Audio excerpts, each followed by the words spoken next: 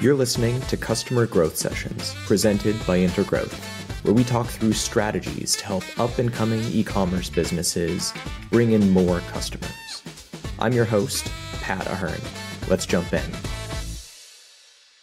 Okay, listeners, welcome back to the latest episode of Customer Growth Sessions. Today, I'm thrilled to bring on an old-time friend and actually one of the guys who has really been a big inspiration behind us launching this podcast to begin with, Miklós Kovács, coming from Gracing Media. He's currently the founder and CEO over there, we'll say. So, Miklós, welcome to the show. Hi, Pat. It's good to be here.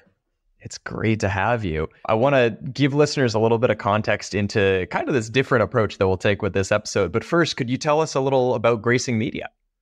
Yeah, Gracing Media is helping companies to be confident with their video content online and helping them with a strategy and with a full service of video content creation, also including podcast. But as we know, not just the sound of the podcast will be broadcasted, but also the video image of it. Cuts into pieces and going through all the best strategies with content.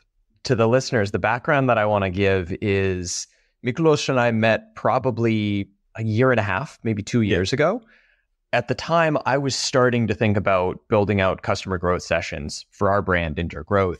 And Miklós was the guy that I turned to really get guidance on, hey, how do I go about actually building a podcast? And he has been like my number one resource for launching this podcast and really figuring out all the behind the scenes logistics. So for today's episode, we're going to do a deep dive. We're going to pick Miklós's brain and really understand, for the listeners that might be thinking about launching a podcast, how is it that you actually physically go about coming up with an idea and actually launching a podcast successfully? So first of all, let's start out with why podcasting. Assume I'm skeptical. I think podcasting is a waste of my time for my business. Why should I think about it for my business? From the perspective of today's world with AI, lots of things can be reproduced and replicated.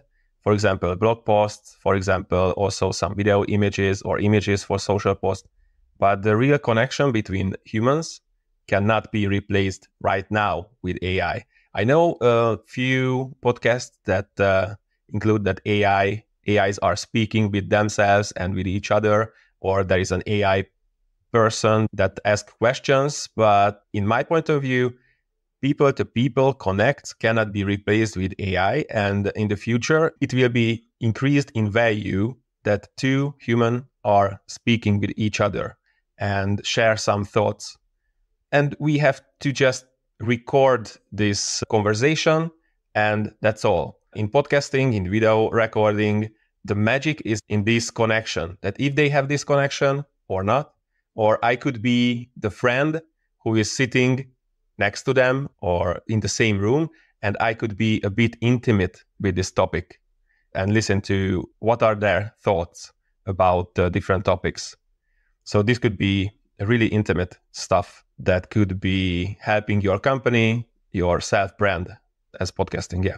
And I'll build upon that with really expanding on what you were saying, that podcasting, it really can be like a great opportunity to show your personality and build like a true like gang of followers, people that are really rooting for your brand because they see like that intimate side of you. They see that just that unpolished side of you in some cases coming together and just putting your best work out there. The other really big benefit that I see, and this comes, I would say, more so from, call it like the professional service realm space, is podcasting gives you this really unique ability to bring on guests, whether they're people at your own company, whether they're friends, colleagues working at other companies, but really speak to a lot of these like very nuanced subject matters that maybe wouldn't be the most straightforward to convey through a blog article, or maybe could even be repurposed into a blog article down the road. But being able to pick an expert's brain, asking them some really granular questions, and not only getting the answers from them, but getting the additional contextual details that you can elaborate on, go much deeper on for the people that are really interested in those more granular subject matters. Great example being this, how to actually launch a podcast. Some listeners probably are sitting there saying like, yeah, I've been waiting for an episode like this for a long time. And others are going to say, oh, this sounds really dull. I don't want to listen to this. And they'll skip over it. Yeah. If just 500 people listen to your podcast, it's also a room full of people. So don't be upset if there is just, 50 people are listening to one podcast episode and you have followers of 500 people. It's also a full room with people and you could influence them. As I know that maybe riches in the niches, as they say, and the podcasting market is so saturated now that maybe you could listen to a podcast in video SEO strategies with just for gardening companies. I don't know. But the market is going in this way. So maybe 5 years ago or 10 years ago, there were blogs for these video SEO gardeners or some magazines way back 40 years ago. But now, as you say, it's a really good top of the funnel content that you could repurpose and make a lot of other contents from it. And it could be a content machine. You could record 1 hour a week and you will have tons of content for your year. So it will be, 50 episodes for a year. If you just record 1 hour a week, and 50 hours of video equals to, maybe 25 articles and lots of social posts. And it is just 1 hour a week. Okay, with the preparation and with finding the right guests, maybe it's much more, but it could be made as a campaign. So in 1 month, you could just do preparation and also finding guests, for example, 1 day or 1.5 days. Well, let's talk about the kind of the topic ideation and maybe podcast direction angle. So let's say I'm considering launching a podcast as a tool to promote my business. How do you typically recommend that businesses go about figuring out what is the core theme you're going to talk about? And if it's easier to answer it in that same one fell swoop, or we can answer that separately, how broad of a focus do you think is acceptable to have for a podcast? It depends on the goal of the podcast. So the goal could be, maybe, as I used to say, that 2 ways. So one is that you want to build an audience, you want to be big, you want to influence a lot of people. Then you have to pick broader topics and also guests that could influence those audiences. But if you have a goal, which is not a usual way of podcasting, but if you have a goal to just make connections and have business connections with those interesting guests who you want to invite to your podcast, and you are not caring about how many people are listening to this podcast, you could really choose some niche topics that are maybe your guests are really into or your company is really into it. So for example, for you, for Intergrowth, SEO and the nuances of SEO could be the best. If you want to speak to a broader audience, because SEO is also a great topic and a bigger topic. If you want to have new clients that you want to speak with, you could just speak about their company, their problems, and after all, it would be a discovery call for you. But for them, it would be stuff that maybe you are the SEO psychologist of podcasting and they could tell you everything about themselves. And if you see some parts that could be resolved with your services, now you spoke with him or her for half an hour or a 1 hour podcast episode, they will know you just a bit more and you have a genuine connection with them. So summarizing this, that could be a broader and a niche topic. And also you could choose your guests for your goals and for your purpose. Let's assume we're approaching it from that first camp where the goal is really building up a big following, building up brand visibility, building up maybe a customer base from the podcast, but not necessarily looking at it and saying, okay, well, I want to have guests on that I think could become my customers. Maybe saying, hey, I want to build this podcast as a tool to show that I'm an expert in subject matter in order to earn more trust with potential customers at large. How do you typically recommend that businesses or individuals really go about finding topics that they can discuss for their podcast? If you have a company, maybe it's easier to find topics because the topics are laying on the ground. So if a guest or if a client asks you something, it could be a topic. Because if somebody asks a question, then it could be a problem that they want to solve.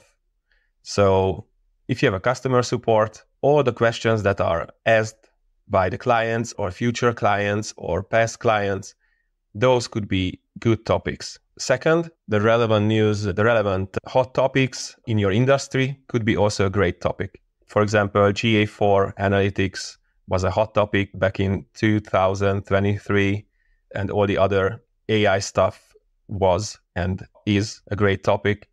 But also, if you are really interested in some part of your industry, those could be also great topics. And also you could find topics on Quora, on Reddit, on forums, on Facebook groups, or just simply in a plain text email, ask your clients that what would be the best topic that I could speak in a podcast episode?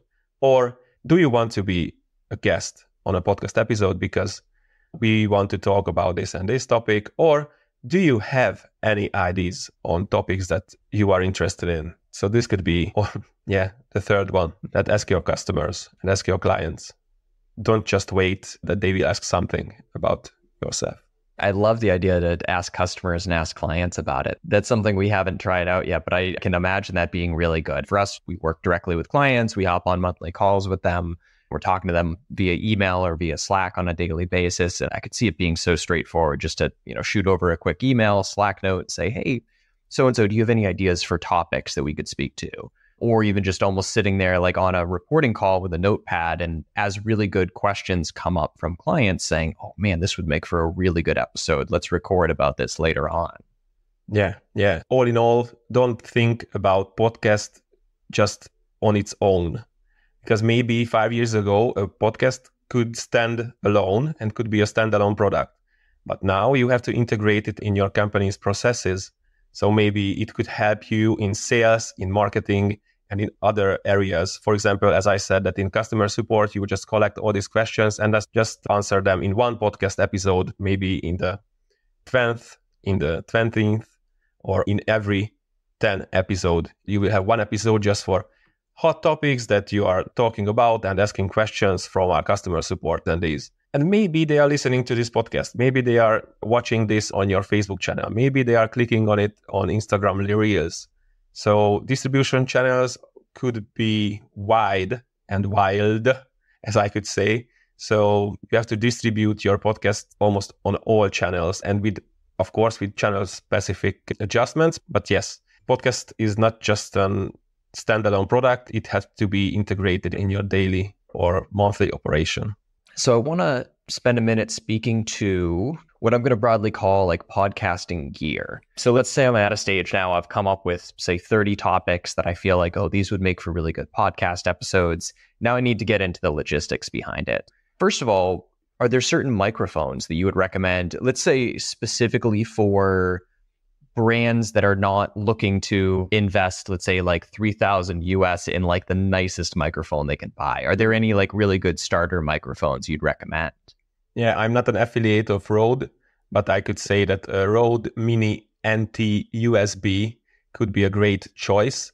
And also there are other microphones that are really similar to it. So you could just Google it, Rode Mini NT-USB alternatives, and it could be Blue Yeti. It could be also Harman Kardon stuff. It's around $120 or less. So it could be a great microphone. We are also recording on it, Pat and me. I recommended Pat that a Rode Mini NT-USB would be a great choice. But also, if you just have a Mac, you could just use the Mac's microphone or your iPhone's microphone or your iPhone's camera or your Mac's camera, because we are also using these. And it's HD quality. For starters, until you are getting into the content creation nuances, it's a great choice. So don't gear up so much. So just start the content creation and you will have some experience with it. If you are the person standing in front of a camera or not. If not, that's not your way, that's not your path. But if it is, just enjoy the moments of the shining fame. I'm bummed that after all this promotion of Rode that you're not getting a commission for it. Because yeah, to Miklós's point, I'm using the exact same Rode microphone over here for the recording. It's something he recommended to me, I don't know, probably 12, 18 months ago. And I love it. To your point, it's not a crazy expensive microphone. In my eyes, it gets you a really good sound quality. And over time, you can upgrade if you find that it's not meeting your needs. But You don't need to break the bank and get the nicest microphone that's on the market when you're starting out. Yeah, and if you don't want to gear up, just sit in a studio. There are lots of podcast studios that could be rented, and just rent out a studio, just sit in the studio with a video recorder guy, with a sound master guy, I don't know how to call them, and just speak about your industry, just speak about the latest news, and you will see if it's your way or not. I'm being a little hypocritical here because I was going to say the next thing we're going to get into is lighting, which I think is very important. But as I record this, I'm sitting in a room that does not have any sort of artificial lighting in here, recording from a conference room at the office today. But talk to us about lighting a little bit. Do you find it's essential? If so, are there certain expectations maybe that listeners should have for when they are getting lighting? Yeah, lighting is important in a way that if it's not a good setup, it could ruin the video quality. Because, for example, for me, if I just get the shades in, you could see that the video quality would be a bit less good. Also, I have some other lights that could be useful, but I just use the home decoration from IKEA. So it's not really expensive stuff. And also use natural light as you can, because with these shades, with these curtains, it could have a filtered light from one side that you are also sitting next to a window. And just the rookie mistakes are you are sitting with your back to the window and your face is full black or full with shadows. Just don't do that. Don't use lots of artificial lights. Use the sun as your main light if you can. And also you could find lots of YouTube videos on how to make a good lighting with 45 degrees lighting from one side with the main light, and the key light could be another one also with 45 degrees to your face, but with a little less power. And also there could be a headlight that coming from the back of your head to make a really good line. It draws a line with your shoulders and with your head. But to master lighting, it is a profession. So that's why movies have main lighters and assistant lighters, and all the Oscar could go to one of these people. I don't know. Yeah, mainly or mostly you just need to not sit with your back to a light. Yeah. So I want to pick your brain on like podcasting software recommendations. Mm-hmm. Before we shift gears to that, any other physical equipment that those looking to launch a podcast should think about purchasing as well? A glass full of water, because every time you speak, your mouth goes dry. So you need a glass of water, for example, and also a stand, or you could improvise a stand for your camera, for your laptop, because now I have a box and on top of it, there is my laptop, because the camera have to be above eye level, just a bit, to make a natural look on your face and all of your face. Any other stuff? I don't know. Maybe a good chair or ChatGPT.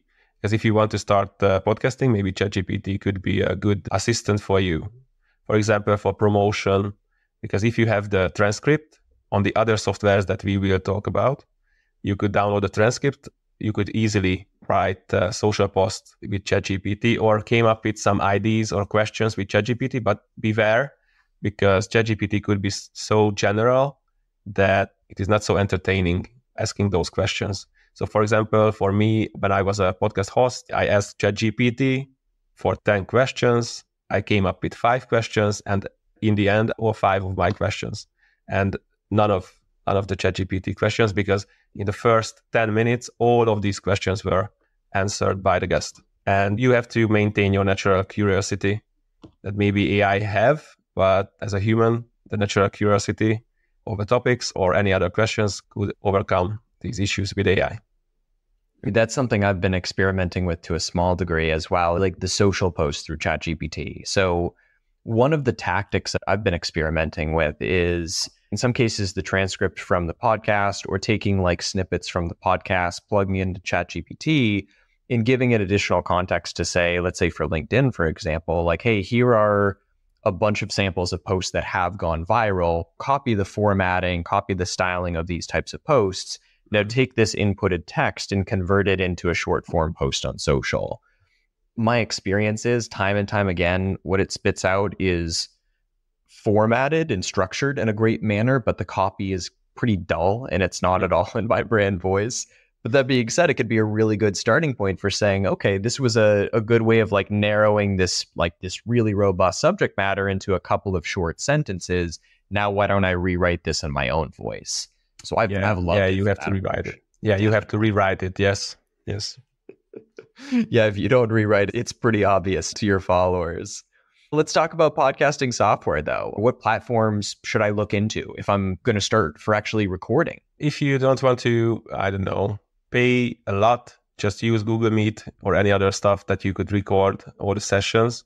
But I have to warn you that the sound quality or video quality wouldn't be so great, because all the podcasting softwares are recording on demand also and not just online.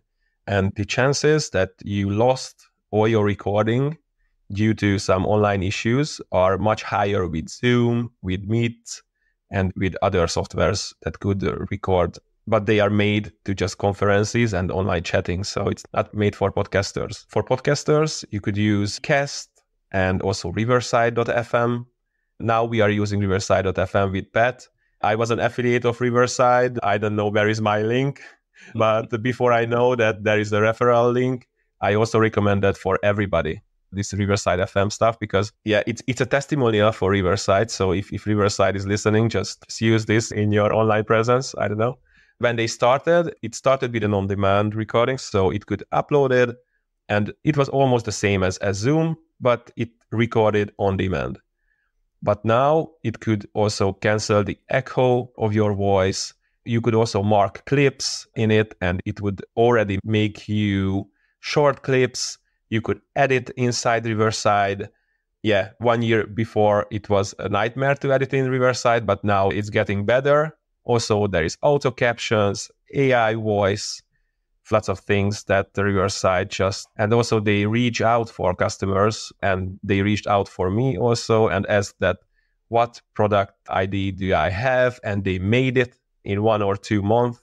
So it's a good experience. Riverside also listen to your stuff. So anyway, we could cut this out, but it's a pure Riverside testimonial, and they would be happy to hear that.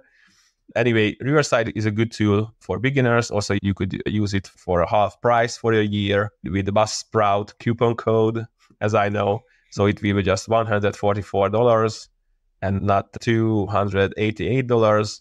And you could record it in also in 4K and unlimited recording time and so on, or maybe just 15 hours, but it's enough. Yeah, I would recommend Riverside to start podcasting.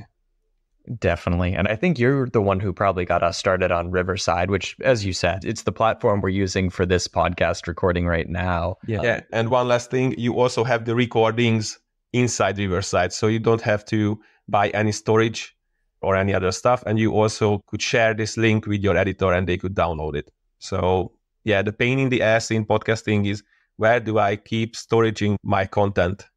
And my Google Drive is full. Uploading time is great, and Riverside also solved these issues. Yeah, they've done a great job building out this software. The other feature I found really helpful within it is they have, I wouldn't describe it as the most robust editor, but they have what I would say is like a pretty solid editing platform in the back end. At the end of this recording, I can, exactly as you said, I can share the link to this podcast with our podcast editor. He's able to go in, clean everything up, fix any sort of stumblings that I may have throughout the episode, or if I get too sidetracked and I go on these long ass tangents. And the other thing too, though, is I think it was maybe 1 or 2 episodes we recorded as a company. I said, okay, I should learn at least the basics of this tool. Why don't I handle editing?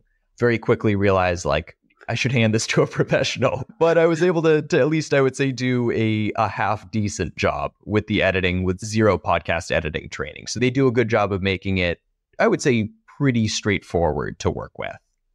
Yeah, it comes natural that you could edit the text, and the video is also shortening itself.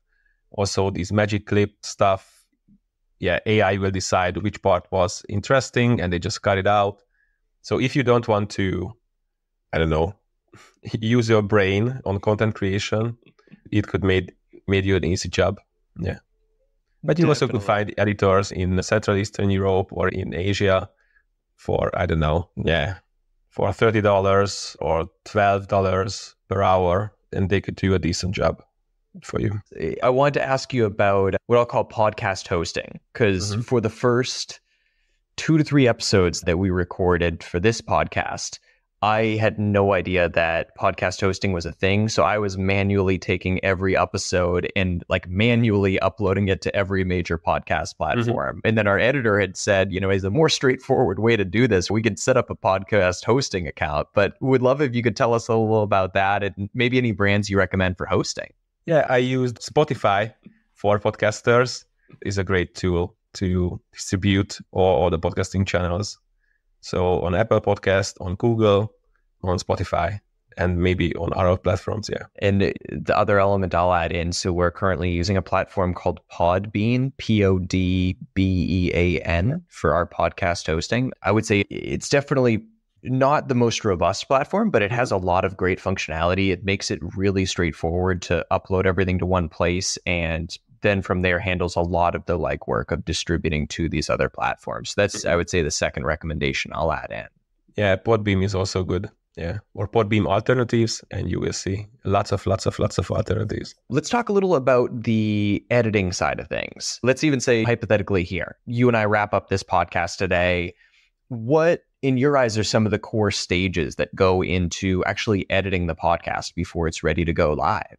It also depends on how strict are you with the editing process. You could be real cruel with not entertaining, not funny, not educating stuff, and just get rid of them. So we recorded 35 minutes already. And if I would be cruel, I would just leave, 15 minutes or 20 minutes from it. If I would be a cruel person.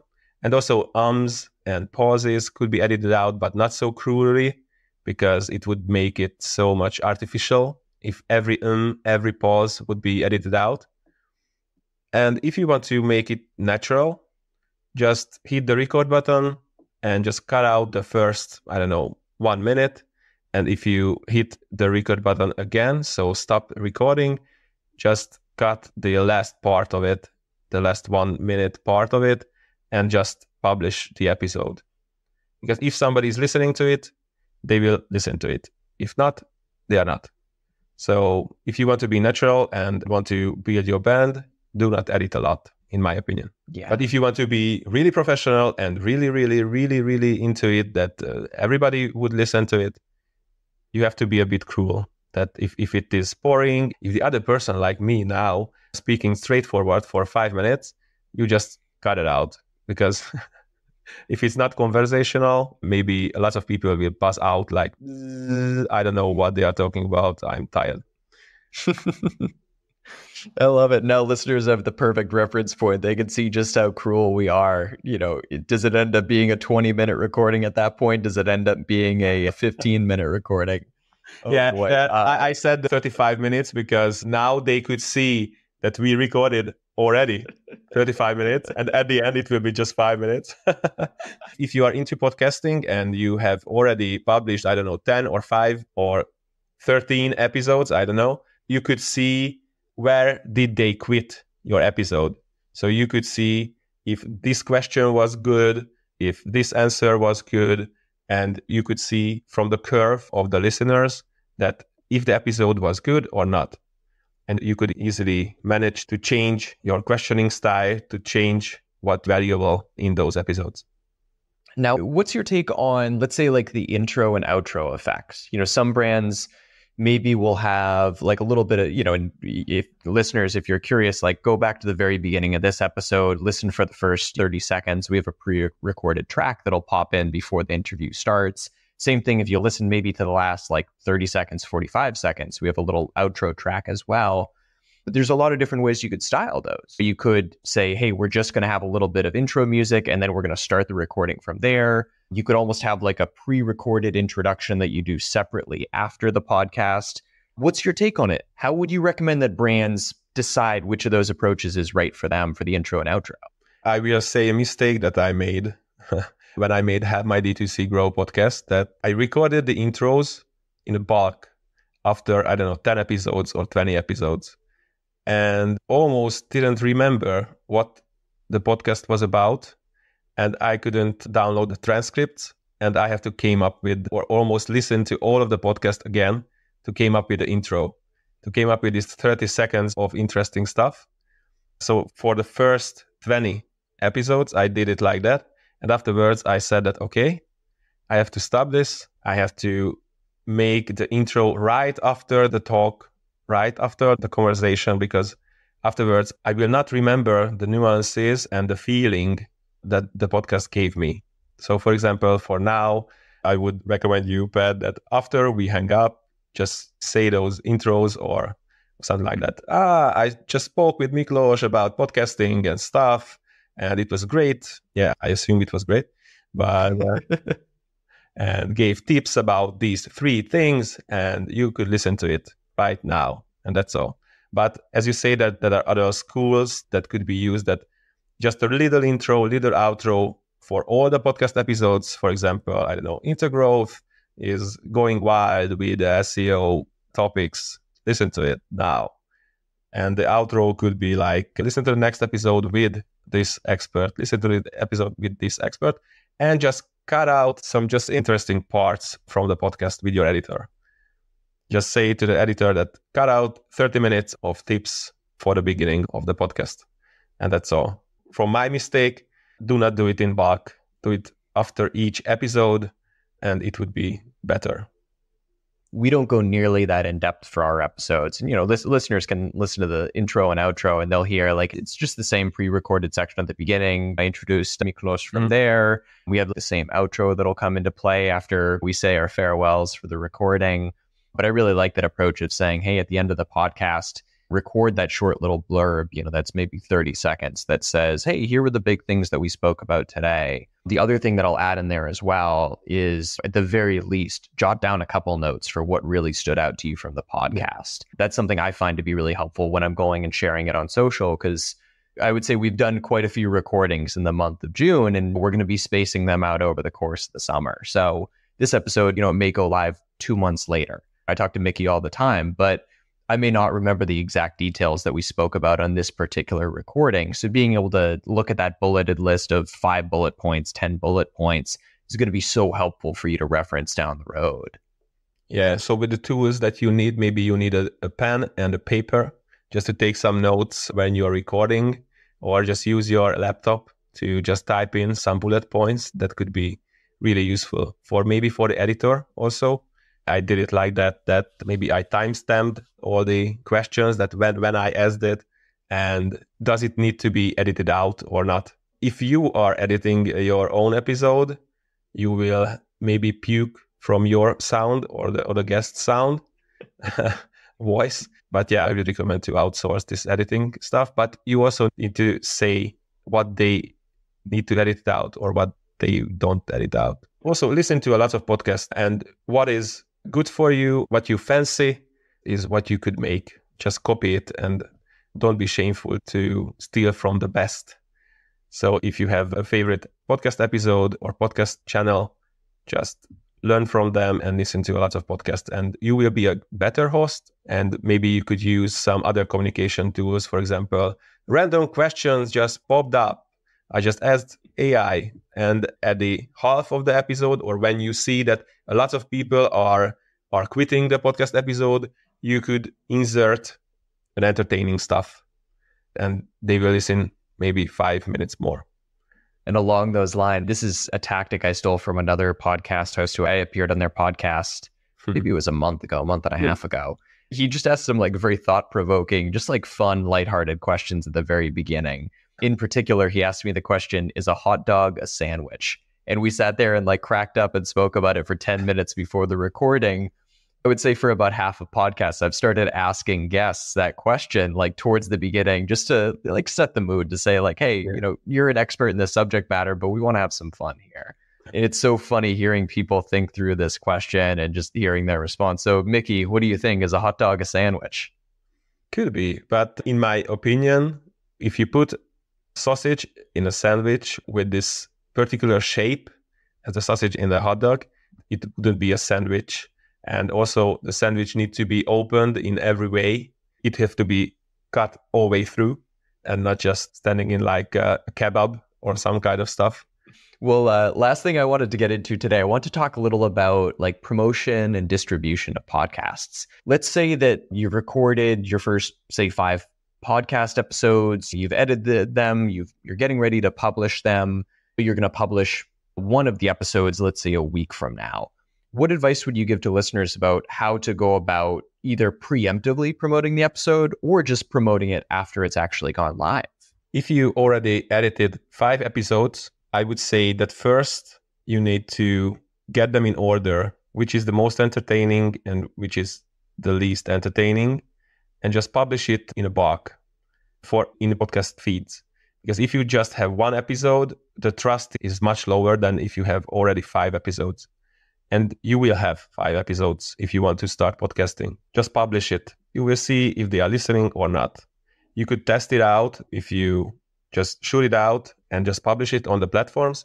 Will they find it or not? Maybe at first for 1 week, I wouldn't post any episodes anywhere, just to test this channel, just to test that if somebody's searching for that or not. I would assume nobody will listen to it. It will be maybe a waste of time to publish it, but you could see if there is somebody find it or not in the podcasting platforms. And afterwards, I would make text and image posts on social media before I will publish it, or I will publish it on these channels, because all the social platforms don't like if you link it in the post, the podcast. So everybody link it in the comments, because LinkedIn wants you to stay on LinkedIn and don't go anywhere else. Or Facebook also did the same or does the same. So text and image and maybe comment the podcast under it. It would be one way to do it. And the other way could be, as I could say, that it's a shotgun. So publish it on YouTube with the full video, publish short videos on YouTube, publish short videos in Instagram Reels, in Meta Reels, in every way of posts with videos and just on that platform. So upload the video on Meta, upload the video to YouTube, and do not link YouTube in a Facebook post.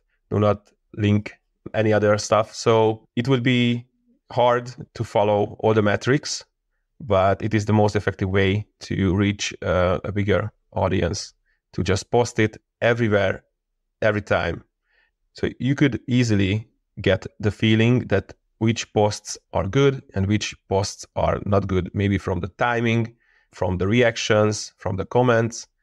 And afterwards, you could also send it out in email that we are happy to announce that our newest podcast episode is here. Also write a blog post about it. Also just cut it into pieces and just to be more digestible. And I love the shotgun approach of kind of saying like, hey, just push it out through all these different channels and see what starts to gain traction. And then from there, maybe you can learn and say, okay, this channel seems like it works really well for this type of video. This channel works really well for this other type of video. Yeah, also to Facebook groups, to Reddit, any other stuff that you could find your audience. So if your audience is somewhere else, or maybe just send a postcard with a QR code for retirement homes. If you are podcasting for old people, how to maintain vigilance of all times, I don't know, all ages. Oh man, I'm picturing my grandmother getting a postcard with a QR code and calling up our family to say like, oh, what do I do with this thing? Okay, maybe it was not the best idea. I love that. But also, if you are making content with podcasting, you could also find radio stations, because they are always look out for good content. And if you could say that I made these kind of contents, if you want to broadcast it, I will give it to you for a little bit of money or just for the fame. And that's all. That's brilliant. Oh, radio stations are a cool angle. I had never considered that. Yeah, that's why I'm the expert. I could say that. Oh, man. All right, Mr. Expert. What other parting wisdoms do you want to offer to the audience? Anything that we didn't cover that we should jump into? Yeah, the ROI of podcasting, so the return on investment. Relatively important question. Start podcasting is the best. You will have lots of clients and fame and glory and everything. But the harsh truth is that you need to be consistent, you need to be there, you need to put in the work, and afterwards, maybe for a year or 1.5 years, you will have just great conversations and won't burn out in your daily life if you start podcasting. That's the main benefit of podcasting in my approach. And if you want to make ROI, you have to really integrate it in your day-to-day operations and really put the metrics behind it. So if you spoke with an expert, if you spoke with a future client, after the podcast, follow up. After the podcast, really have a genuine connection with them and have a sales call after that. You have to go after them if you want to make clients from podcast guests, or if you want to build an audience, you have to reach into your pockets and advertise this podcast and maybe go as a guest to other podcasts, as I did, to build your audience. And choose guests, if you want to build your audience, that already have an audience. Because if they share your podcast episode, they were satisfied with that.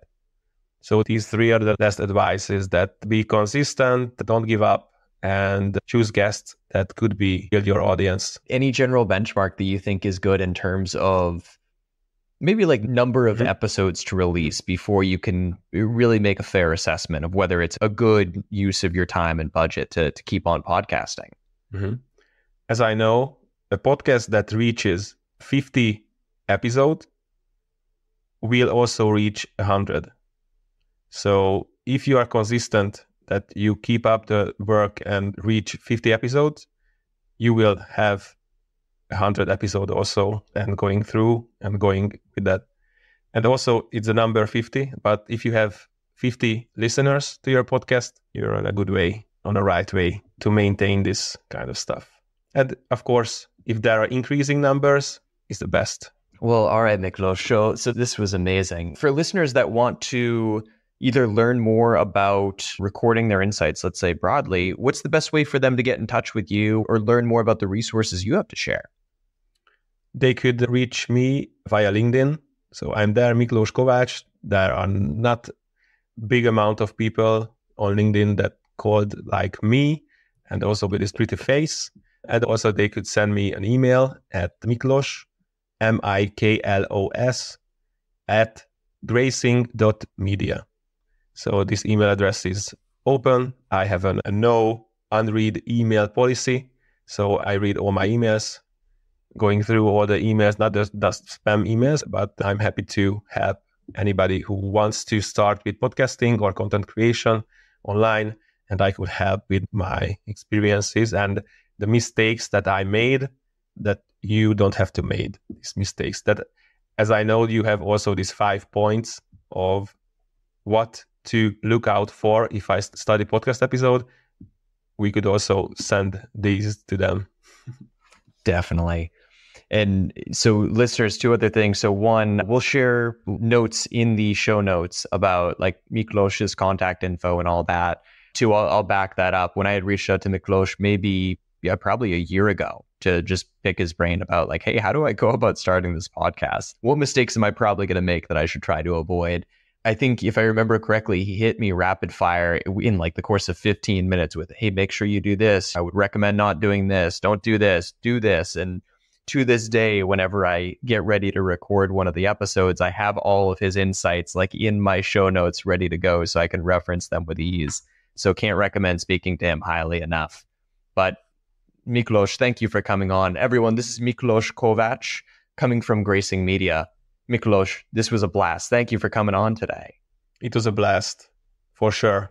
Thank you for having me. Thanks for tuning in to Customer Growth Sessions.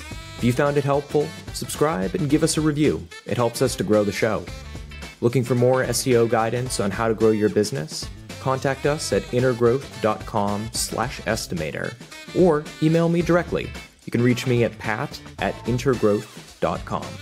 That's all for today. We'll see you again soon.